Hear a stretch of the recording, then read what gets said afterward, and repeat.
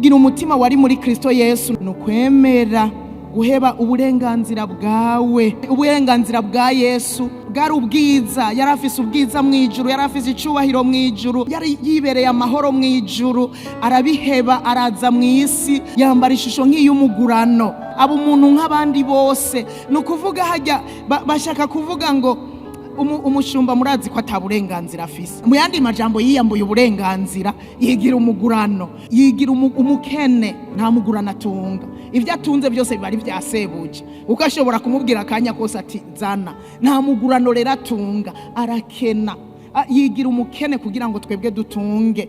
Iri jambo narisomye numva ndaryohewe. Mu cete kigira 2 Pawulo yandikiye abikorinto igice 8 umurongo w'9 haravuga ngo kuko muzi ubuntu bw'umwami wacu Yesu Kristo yuko naho yari umutunzi yahindutse umworo ku bwanyu kugira ngo ubworo bwiwe bubatungishe.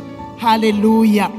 Yesu yahindutse umworo ku bwacu, ahinduka umushumba, aheba ubutunzi bwiwe. Mwijuru yari umutunzi, yari atunze icubahiro, atunze ubwiza, ivyase byose byari ivyiwiwe. Yakunze kubivuga ngo ivya data byose ni ivyanje, kandi ivyanje byose ni vya data.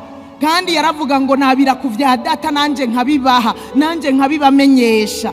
Mwijuru yari umutunzi, ariko yemera kwambara ubworo, yigira umworo kugira ngo twebwe dushobore gutunga. Haleluya. Imana ishimwe ko Yesu yabambwe kugira ngo nshobore gutunga. Aka kantu ndagasomye naciye nsenga ndavuga ngo ndafise uburenganzira bwo gutunga kubera Yesu yarakenye.